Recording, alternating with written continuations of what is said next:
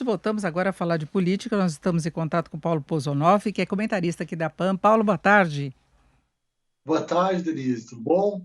Tudo bem, e muitos temas polêmicos. Voltamos agora com a CPI da Covid, convocação, o responsável pela Precisa Medicamentos, de novo deu a justificativa de que foi para a Índia, tem de ficar em quarentena. Eu queria saber a sua expectativa em relação a esse retorno. Lembrando que nós tivemos manifestações no final de semana e começamos a semana aí com manifestações, inclusive de ex-presidentes do TSE, de ministros do STF, criticando o voto impresso. Daqui a pouquinho nós vamos ter, inclusive, a reabertura dos trabalhos também do STF, não é? Mas, inclusive, aguardando um posicionamento contra as críticas feitas pelo presidente Bolsonaro, que hoje reafirmou as críticas em relação ao voto impresso, né?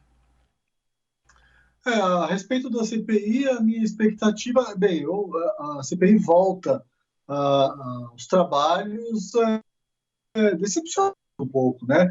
Eles tiveram aí 2 semanas para vasculhar uma tonelada de documentos e não se encontrou nada. A verdade é que a gente até já conversou sobre isso aqui.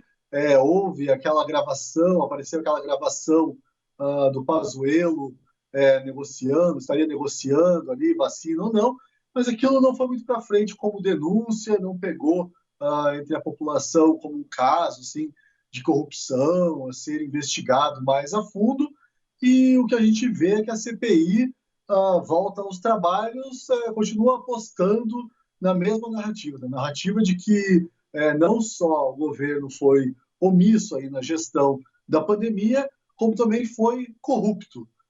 Mas pelo que eu entendo, nem Renan Calheiros acredita nisso, e a CPI vai ser usada aí até novembro para aumentar o desgaste do governo sem maiores consequências além disso. Nós estamos acompanhando a retomada dos trabalhos do Supremo Tribunal Federal.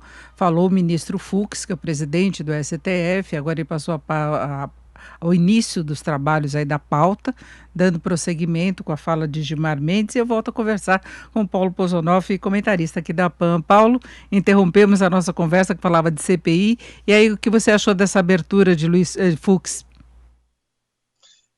Eu estava ouvindo aqui atentamente primeiro com alguma esperança ali nos primeiros minutos do pronunciamento. Essa esperança foi se transformando em preocupação. Eu diria que essa aulinha aí do professor Fux, né, na qual ele explicou como funciona a democracia e como funciona a divisão harmônica de poderes, eu concordo com 50%, porque 50% ele explicou e disse como funciona, e é tudo aquilo que a gente aprendeu nos livros didáticos. Mas os outros 50% ele sempre usava essa palavrinha, mas, porém, contudo. E daí ele subia o tom. Então ele falou ali palavras muito bonitas, né? Falou em pacificar conflitos, mas ao mesmo tempo ele sobe o tom. E 2 coisas que me chamaram a atenção, que eu acho mais preocupantes desse discurso, é a menção à Agenda 2030 da ONU, porque a gente sabe, né, que os ministros do Supremo eles não são eleitos, então essa agenda é uma agenda política. Eu acho bastante complicado o STF estar envolvido com uma agenda política dessa monta. E um detalhezinho do discurso que ele disse que aos juízes, aos magistrados, cabe também ouvir o apelo das ruas. A minha memória não é lá essas coisas, mas acho que é a primeira vez que eu escuto um ministro do Supremo agir assim. E é muito preocupante, porque o judiciário, não cabe ao judiciário ouvir o clamor das ruas. A gente está pensando aqui na questão do voto auditável, eu sei disso, mas quando a gente pensa em outras questões das quais o STF cuida, o STF não pode ouvir o clamor das ruas. A lei ela deve ser fria a esse clamor. No caso, sei lá, de crimes, né, assassinatos, roubos, outros casos que não essa questão do voto auditável. Eu achei esses 2 detalhes bastante preocupantes aí. E, Denise, eu acho que não vai ser o STF o adulto nessa história. Eu venho falando muito aqui que alguma das instituições tem que se portar como adulto.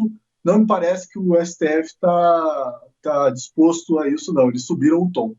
E Paulo, a gente tinha expectativa antes de que houvesse uma iniciativa do STF no sentido daquela reunião, né, que tentaram agendar antes de o presidente ser internado, o presidente Bolsonaro, não é exatamente para se buscar pacificação. Então, o presidente do Senado, Luiz Fux, e o presidente Bolsonaro tinham uma reunião agendada, então se imaginava que fosse nesse sentido de buscar um diálogo maior.